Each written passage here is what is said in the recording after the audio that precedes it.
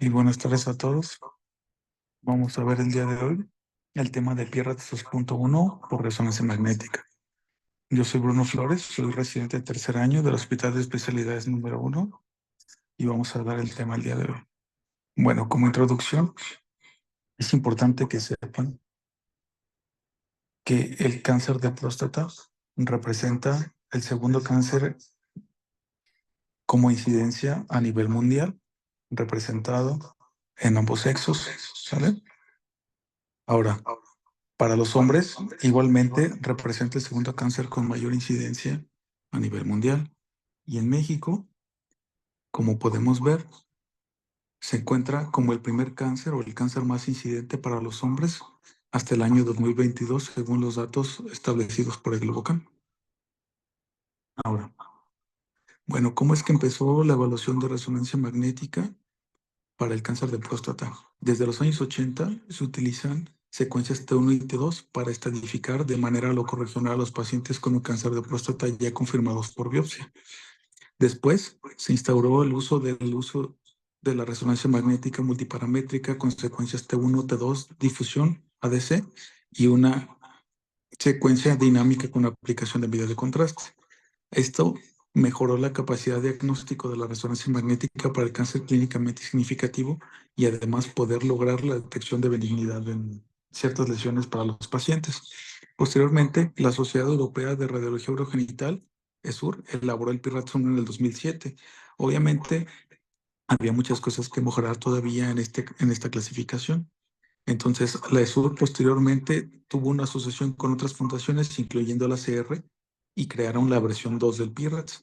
Esta marcaba una estandarización global y disminución en la variación de la adquisición, interpretación y reporte, dado que trataron de implementar distintas secuencias y la forma de adquirirlas para tener una menor como variabilidad en cuanto a la toma de las imágenes para la evaluación del cáncer. Y por último, bueno, de todos modos, la versión del PIRATS 2 dejó algunas inconsistencias y limitaciones, así que se creó un comité directivo que generaba ciertas modificaciones a la versión 2, dando por último la versión 2.1 del PIRATS en el año 2019. Bueno, el PIRATS 2.1 lo que hace es que mejora la detección, localización, caracterización y estratificación de riesgos en pacientes con sospecha de cáncer de próstata sin tratamiento previo. Establece también los parámetros técnicos mínimos aceptables de las imágenes para su interpretación. Simplifica y estandariza la terminología y el contenido de los informes de radiología acerca del cáncer clínicamente significativo. Facilita el uso de los datos de resonancia magnética para hacer una biopsia dirigida a las lesiones con alta sospecha y desarrolla categorías de evaluación que resumen los niveles de sospecha o de riesgo, así que mejora la comunicación interdisciplinaria con los médicos referentes. Hay que recalcar que no aborda la detección de recurrencia después del tratamiento, la progresión durante una vigilancia, ni la evaluación de otras estructuras que puedan verse involucradas en el cáncer de próstata. Bueno, ¿qué consideraciones clínicas y especificaciones técnicas debemos de tener? Básicamente, no hay un consenso establecido para la preparación del paciente. Algunos han utilizado antiespasmódicos, perdón, para la reducción del peristaltismo, ya que el peristaltismo puede dar ciertos artefactos, aunque no siempre es necesario porque puede implementar el aumento de la presentación de alergias y ese representa un costo adicional para los pacientes que se realizan el estudio. También el paciente debe evacuar el recto si es que es posible antes de la resonancia magnética, ya sea porque se utilice alguna bobina endorrectal a los cuales se han beneficiado del uso de enemas, pero estos aumentan la peristalsis. También el contenido de heces y aire pues, puede generar artefactos que afectan la calidad de las secuencias de difusión. También se ha visto que la abstención de la eyaculación para la dilatación de las vesículas seminales podría ser útil, pero básicamente no encontré alguna literatura que lo respalde. O sea, decía que hay institutos que pueden dar esta recomendación. Y si es que el paciente se ha sometido a una biopsia reciente, pues obviamente sabemos que como consecuencia de la biopsia puede haber una hemorragia. Entonces se recomienda un intervalo de 6 semanas después de la biopsia para realizar la resonancia magnética de seguimiento. Ahora, es útil contar con cierta información del paciente, en este caso los niveles de antígeno prostático sérico o los antecedentes de los niveles del antígeno prostático específico. ¿A qué nos referimos con esto? Generalmente el antígeno prostático específico va a ser útil para calcular la densidad de antígeno prostático específico, que está tenido mucha correlación en cuanto a su nivel y la presencia de cáncer clínicamente significativo. En este caso, niveles de densidad de 0.15 o mayores se ha relacionado con la presencia de cáncer clínicamente significativo.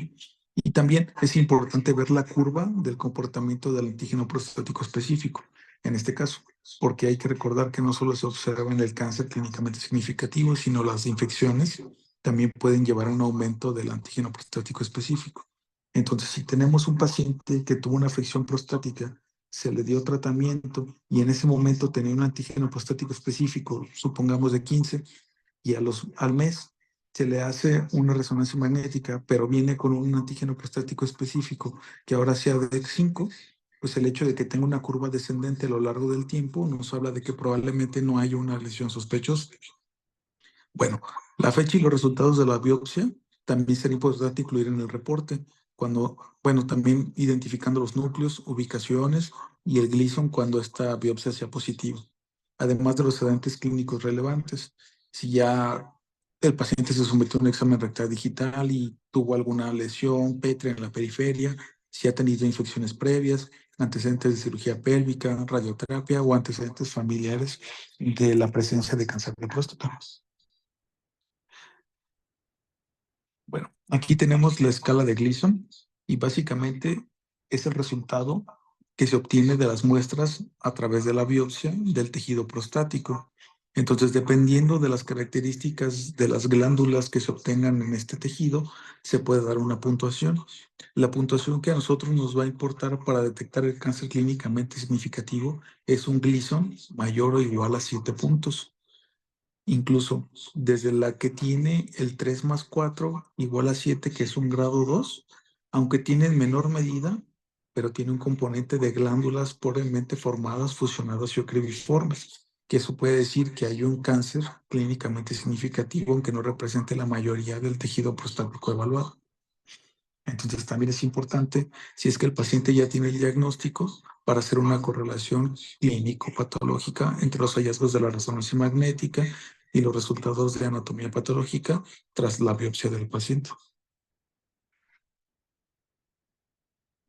Bueno, otra cosa que hay que tomar en cuenta son las especificaciones técnicas.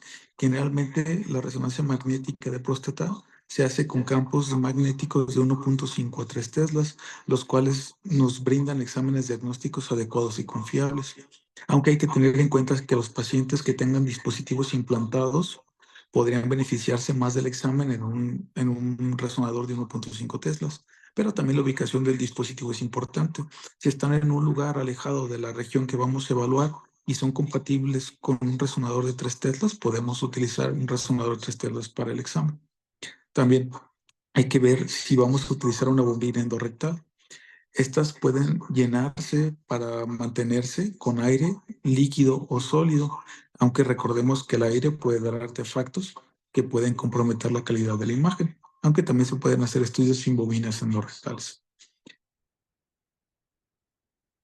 Bueno, todos los exámenes deben incluir secuencias en T1 y en T2. T1 para la evaluación del sangrado y metástasis cuando apliquemos medio de contraste. Y T2 para la evaluación anatómica, la identificación de la invasión de vesículas seminales o de la extensión extraprostática y del compromiso ganglionar. Las imágenes en T2 generalmente se adquieren mediante fases pineco o turboespineco axiales y mínimo un plano ortogonal. El grosor de corte es de 3 milímetros, sin espacios, con un FOV de 12 a 20 centímetros, que nos permite evaluar la próstata y las vesículas seminales. Podemos adquirir imágenes en 3D, pero solo como complemento. Y el T1 puede utilizarse con o sin saturación grasa a través de Turbo Eco en los mismos planos que T2. Básicamente los planos que vamos a utilizar son los mismos que utilicemos en T2 para las siguientes secuencias.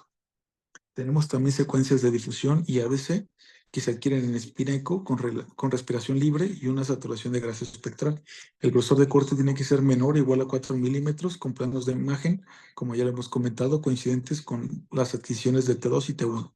Aquí FOB es un poco más grande, de 16 a 22 centímetros, y hay que adquirir dos valores de B.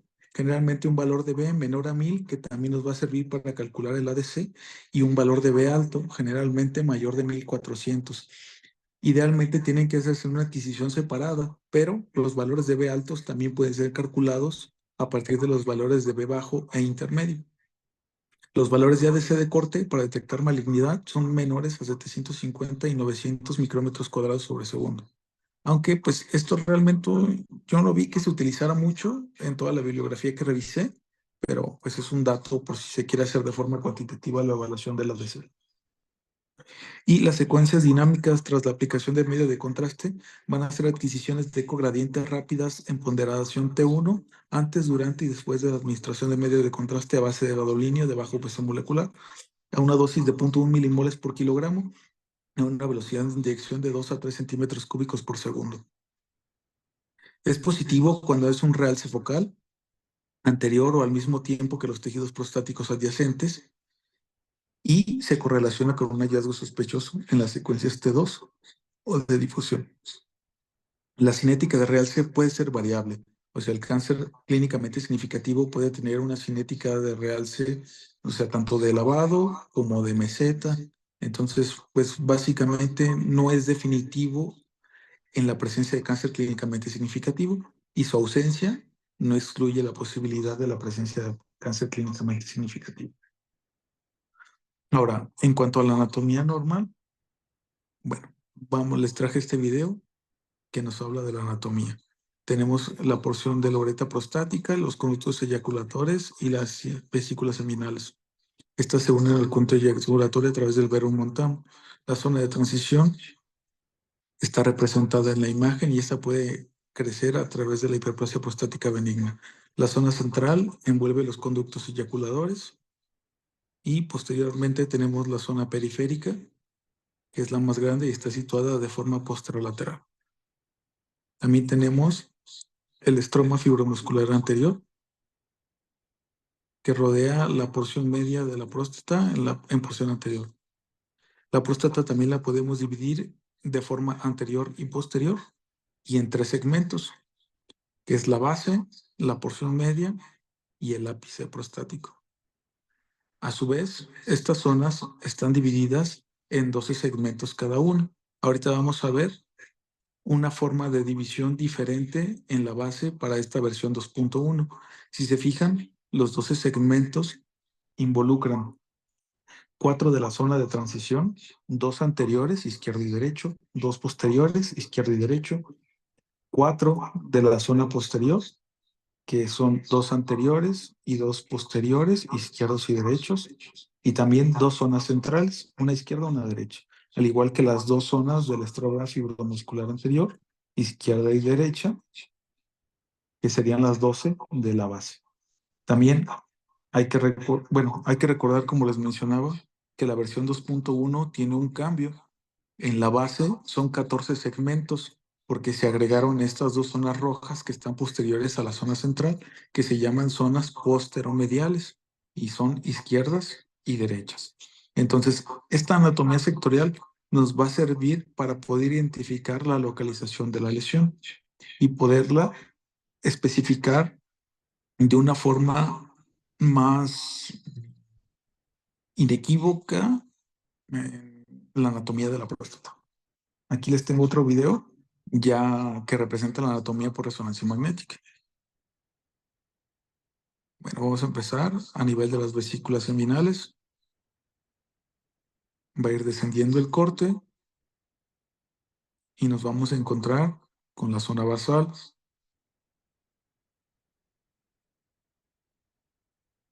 Seguimos descendiendo y nos encontramos la porción media.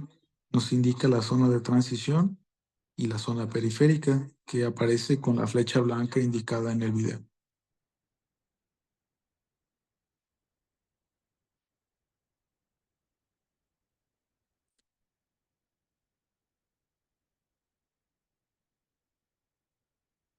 Posteriormente, vemos el ápice de la glándula prostática. Sigue descendiendo la imagen. Vemos la uretra, que sería más o menos el último corte en las adquisiciones. Bueno, posteriormente, como les decía, esa anatomía sectorial la podemos utilizar en el reporte que hagamos nosotros de la resonancia magnética de próstata. Esto con la ideal de localizar los hallazgos de la resonancia magnética. Se utiliza como ayuda visual para los procedimientos u opciones de tratamiento. Permite entonces la estandarización de los informes y puede mandarse de forma electrónica o impresa dependiendo cómo nos manejemos nosotros. ¿Sale? Pero lo ideal es localizar puntualmente la lesión en este mapa sectorial. Dependiendo de dónde se encuentre, la vamos a poner en los planos que correspondan y en los segmentos para que el clínico la pueda localizar. Y en dado caso de que se necesite una biopsia dirigida de próstata, sepamos qué región es la que hay que biopsiar. Ahora, también, como les comentaba en un inicio, la resonancia magnética de próstata no solamente se enfoca en hallazgos malignos, sino también podemos identificar distintos hallazgos benignos, como son los siguientes. La hiperplasia prostática benigna suele originarse en la zona de transición y se presenta en áreas en forma de banda y o nódulos redondos, encapsulados y circunscritos, aunque también podemos encontrar nódulos parcialmente encapsulados que también pueden corresponder a la hiperplasia prostática benigna. Pueden ser hiperintensos en T2 cuando tienen un mayor componente glandular o hipointensos cuando tienen un mayor componente estromal. Suelen ser muy vascularizados en las imágenes dinámicas tras el medio de contraste y pueden tener una difusión variable. La hemorragia es común en la zona periférica y en las vesículas seminales después de la biopsia. Suele presentarse como hiperintensidad difusa en T1 e hipointensa en T2. Siempre recordar que los productos hemáticos crónicos son hipointensos en todas las secuencias. También podemos identificar quistes que tienen un comportamiento hiperintensos en T2 e hipointensos en T1, aunque el contenido del quiste, si es que son proteínas o sangres, puede hacer que la señal en T1 sea variable, determinando un quiste complejo. También podemos encontrar clasificaciones. Las clasificaciones, si son visibles, son focos marcadamente hipointensos en todas las secuencias. Otro hallazgo común son las prostatitis. Hay una disminución de la intensidad de la señal en la zona afectada, tanto en T2 como en ADC. Aunque la hipointensidad de estas lesiones no suele ser tan importante como en el cáncer clínicamente significativo. También tienen aumento en la perfusión, lo que hace que tengan una secuencia dinámica con el medio de contraste positivo. Y la morfología es característica. Tienen forma de banda, cuña o puede ser una hipointensidad difusa en la zona periférica. También podemos encontrar atrofia secundaria a envejecimiento o a procesos inflamatorios crónicos. También se presentan como áreas en forma de cuña de baja intensidad de señal en T2 y levemente hipointensas en ADC. A menudo asocian retracción de la zona afectada. Y por último, la fibrosis después de procesos inflamatorios, que suele asociarse con áreas en forma de cuña o de baja intensidad en T2. Tenemos distintos casos a continuación. Vemos una lesión en la zona periférica con la flecha roja, pero esa ahorita la vamos a ver. Primero, podemos identificar múltiples nódulos en la zona de transición de ambos hemicomponentes glandulares, tanto derecho como izquierdo. Vemos que son nódulos marcadamente hipointensos en T2, algunos isointensos, encapsulados. No representan una hipointensidad marcada en ADC ni una hiperintensidad de señal en difusión. Entonces, estos nódulos están relacionados con la hiperplasia prostática benigna. Pero, como les comentaba en un inicio, podemos identificar una zona marcadamente hipointensa en la zona periférica posterolateral del hemicomponente glandular izquierdo, que es hipointensa en ADC e hipointensa en difusión. Esta lesión es altamente sospechosa. Por eso a este paciente se le dejó un PIRAT5.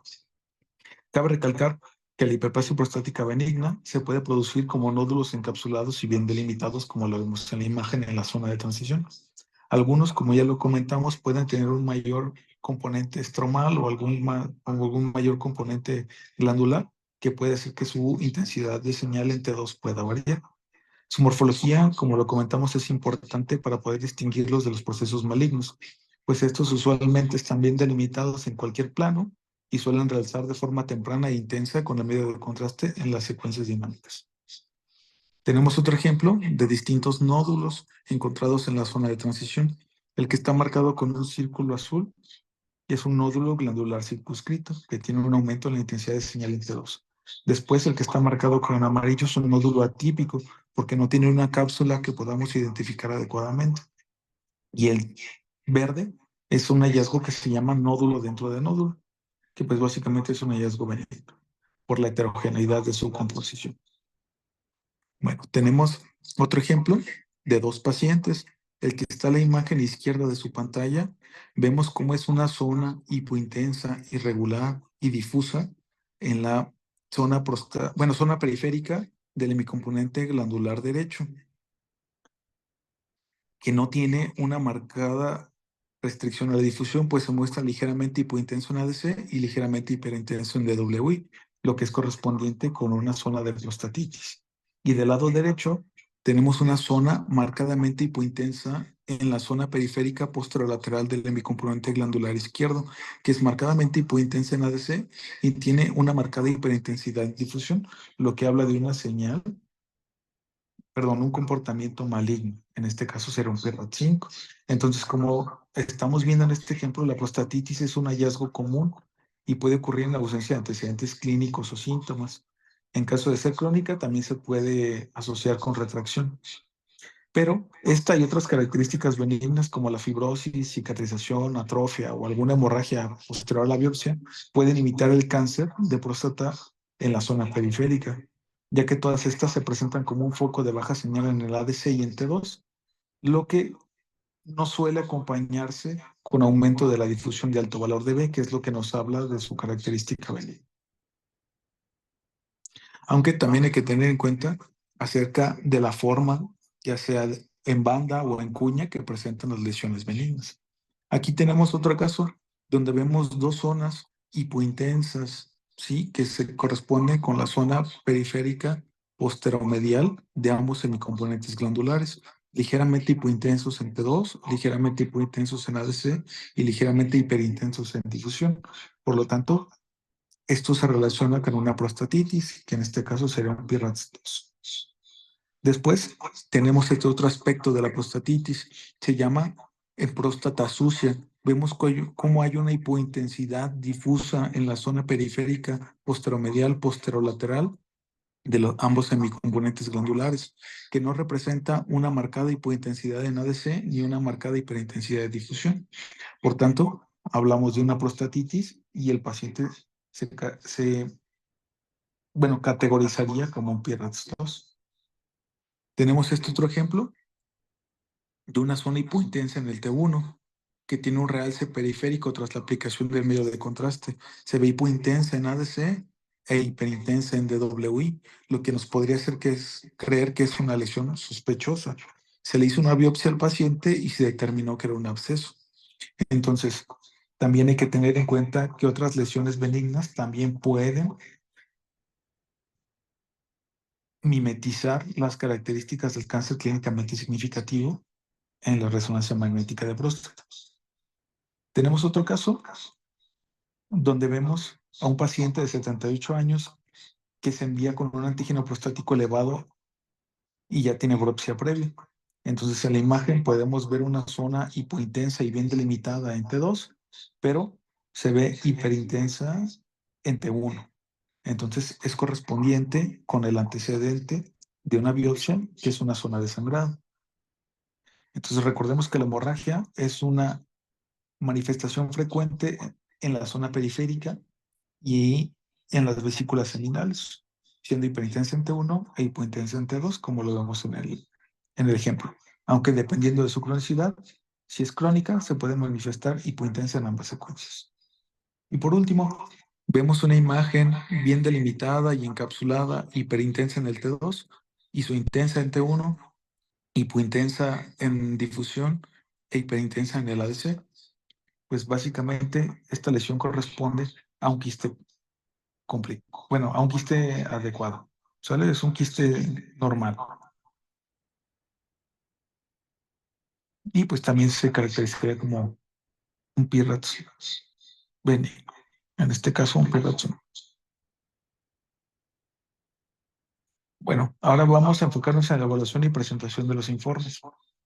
Aquí, el cáncer clínicamente significativo va a estar determinado de forma histológica como un Gleason mayor o igual a 7, como ya lo habíamos comentado, y que tenga un volumen mayor o igual a 0.5 centímetros cúbicos o que ya se haya detectado extensión extraprostática. El PIRATS tiene una escala de 5 grados, basada en la probabilidad de que la combinación de los hallazgos de resonancia magnética en las diferentes secuencias se correlacione con el cáncer clínicamente significativo. Entonces, nos va a aportar esta clasificación. PIRATS 1, muy baja probabilidad de cáncer clínicamente significativo. PIRATS 2, poca probabilidad de que haya cáncer clínicamente significativo. PIRATS 3 es un grado intermedio que nos habla de la presencia de cáncer clínicamente significativo, es equívoca. El PIRATS 4 es una alta probabilidad de cáncer clínicamente significativo y el PIRATS 5 una muy alta probabilidad de que haya cáncer clínicamente significativo. Posteriormente, la asignación de un PIRATS de una categoría debe basarse solo en los hallazgos de la resonancia magnética. La biopsia se reserva para las lesiones PIRATS 4 y PIRATS 5. El PIRATS 3 puede o no ser apropiada la biopsia. Entonces va a depender de otros factores además de la resonancia magnética. Y pues del papel de las secuencias dinámicas del medio de contraste no contribuye a la evaluación en general cuando el hallazgo corresponde a un PIRATS 1, 2, 4 o 5. Solo nos va a ser útil en los PIRATS 3 cuando en difusión en la zona de transición tengamos una lesión con puntuación 3. La secuencia dinámica del medio de contraste, si es positiva, nos va a aumentar la probabilidad de que tengamos un hallazgo que se corresponda con un cáncer clínicamente significativo. En este caso, un PIRATS 4. Bueno, es importante, antes de pasar a lo siguiente, que consideren que la clasificación de PIRATS no solamente nos habla, o sea, del cáncer de próstata en general, sino que es enfocado al cáncer clínicamente significativo. Puede haber cáncer clínicamente no significativo que no se detecte por la resonancia magnética. Entonces, solo nos vamos a enfocar en el cáncer clínicamente significativo, que es el que vamos a poder detectar por la resonancia magnética. Entonces, en la evaluación del PIRATS, siempre hay que medir la glándula prostática. Se debe reportar el volumen y, como les dije antes, junto con el antígeno prostático específico, podemos calcular la densidad del antígeno prostático. El punto de corte que se ha visto que tiene una mayor correlación con cáncer clínicamente significativo es de 0.15. También se pueden asignar hasta 4 lesiones. Siempre hay que identificar la lesión dominante, que va a ser la que tenga el PIRATS más alto. Ejemplo, si tenemos múltiples lesiones, unas más grandes que otras, pero la que tiene un menor tamaño tiene una extensión extraprostática, aunque sea más pequeña, es la que va a tener el PIRATS más alto. Entonces, siempre hay que reportar la lesión con el PIRATS más alto. También, si la dimensión más grande de la lesión se encuentra en otro plano que no sea el axial, deberá mencionarse. Es importante o se recomienda que se indiquen los números de las series, de los planos y de la secuencia en el que nosotros estamos midiendo el eje mayor de la lesión, para que se pueda identificar de mejor manera en los estudios posteriores del paciente.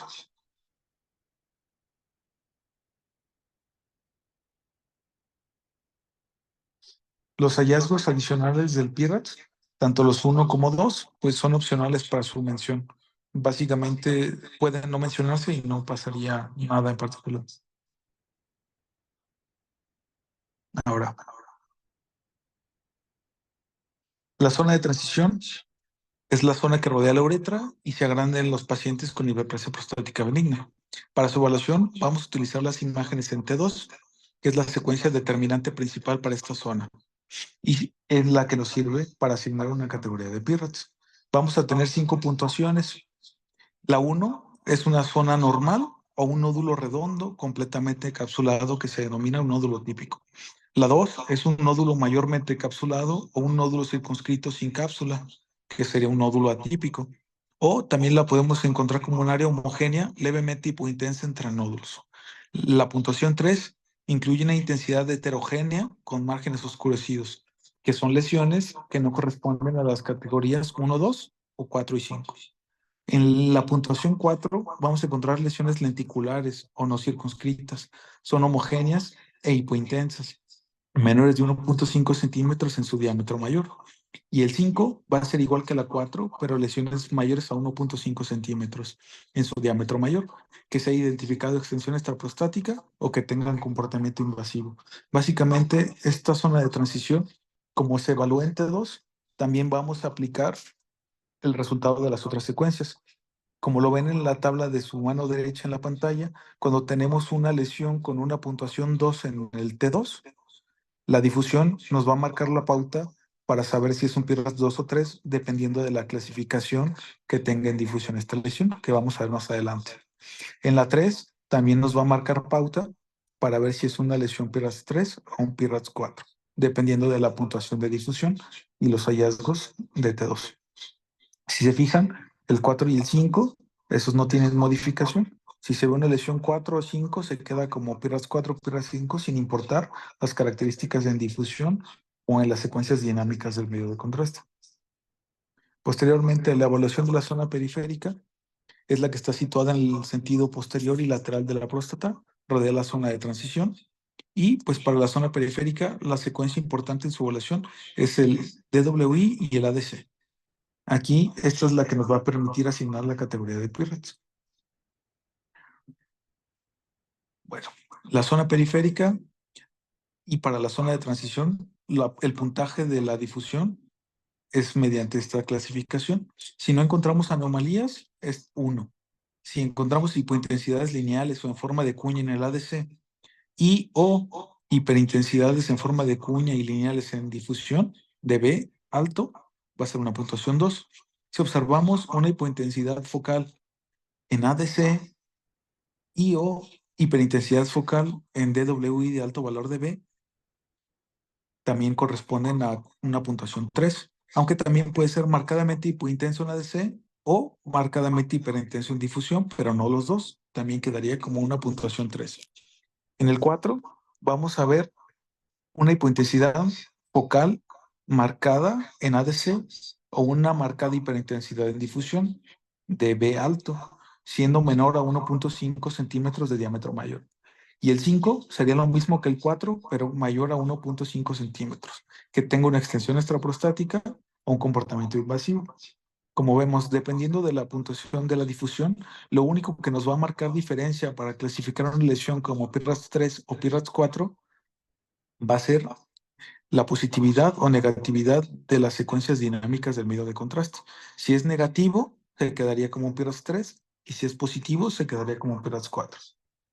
Y aquí, cuando tenemos una secuencia de difusión que no es adecuada para el diagnóstico, pues el DCE es el que nos va a ayudar a categorizar las lesiones dependiendo de cómo las veamos en T2. Solamente nos serviría para el T2 con una puntuación de 3. Siendo el DC negativo, se mantendría como PIRAS 3 y siendo positivo, cambiaría hacia un PIRAS 4. El DCE va a ser negativo cuando no haya realce precoz o no haya un realce multifocal difuso y no se corresponda con hallazgos sospechosos en T2 o difusión. Pero también se va a reservar para aquel realce focal que corresponda con una lesión de características benignas en el T2, ¿sí? Como las características de los nódulos en la hiperplasia prostática benigna, que ya sabemos que pueden tener un realce en las secuencias dinámicas, pero no necesariamente traduce en malignidad. Y se va a considerar positivo cuando sea un realce focal, precoz o simultáneo a los tejidos prostáticos adyacentes, que se corresponda con un hallazgo sospechoso en las secuencias T2 o de difusión. Cabe aclarar aquí que también existe una resonancia magnética biparamétrica, que es la que no utiliza medio de contraste. Entonces, esta opción se está manejando para no poder administrar medio de contraste en los pacientes, dado que el DC no es tan relevante a la hora de dar una clasificación de PIROTS, solamente en algunos escenarios en particular, cuando la difusión no esté adecuadamente para el diagnóstico o cuando una lesión tenga una puntuación de 3 en la difusión. Por esto es que se trata o se ha tratado de implementar una resonancia magnética biparamétrica. Ahora, ¿cuándo se recomienda entonces una resonancia multiparamétrica? La multiparamétrica es aquella que tiene tiempo, que tiene adquisición con medio de contraste. Generalmente se utiliza para pacientes que han tenido una biopsia y se mantienen con un antígeno prostático elevado. Aquellos que también están en vigilancia activa y han tenido elevación del antígeno prostático específico o cambios en el estadio clínico. El examen biparamétrico negativo con alta sospecha de cáncer clínicamente significativo también es una indicación para una resonancia multiparamétrica. También pacientes que no tengan biopsia pero tengan antecedentes heredofamiliares o aquellos que tengan un implante cercano a la zona de la próstata que pueda disminuir la calidad de la difusión. Ahora vamos a ver múltiples ejemplos. Aquí tenemos un paciente de 70 años con un antígeno prostático específico de 15 nanogramos por mililitro, una densidad de 0.17 y una lesión de 1.7 centímetros. Vemos una lesión irregular y difusa, marcadamente hipointensa en T2 y en ADC, que tiene una marcada restricción a la difusión. Entonces, por estas características, la lesión se dejó como un PIRAT 5. Después se le hizo biopsia al paciente y se diagnosticó el adenocarcinoma. Tenemos este otro caso, que es una lesión no circunscrita de la zona de transición, perdón, de la zona periférica del hemicomponente glandular derecho. Se muestra hipointensa tanto en T2 como en ADC y tiene una moderada restricción a la difusión. Por tanto, como en T2, la lesión tiene una puntuación de 3 y la difusión no es puntuación 4 o 5, se queda como un PIRATS 3. También tenemos otro ejemplo, paciente de 74 años que se presenta con un antígeno prostático específico de 7 y una densidad de 0.09. Podemos identificar un área hipointensa mal delimitada de 1.1 centímetros de la zona de transición anterior del hemicomponente glandular derecho, que se comporta hipointensa en T2 y en ADC y moderada restricción a la difusión en el DWI.